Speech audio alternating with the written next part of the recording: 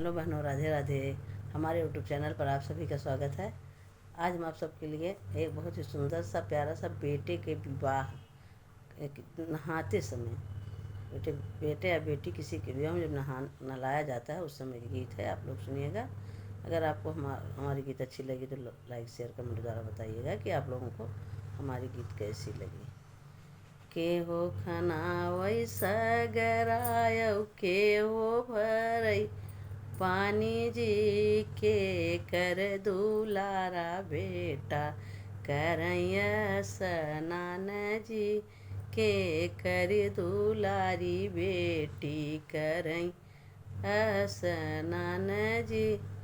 आजा खना वैसा गरा कहाइन भरई पानी हो पापा का दुलारा बेटा करैया स्नान जी।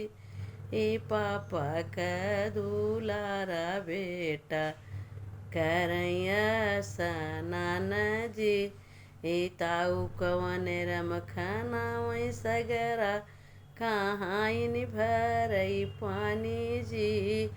चाचा का दुलारा बेटा करैया स्नान जी।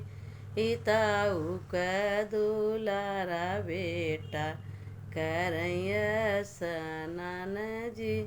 के हो खना वैसा गरा औ के हो भरई पानी जी के कर दुलारा बेटा करैया स्नान जी के करी दुलारी बेटी करैया स्नान जी।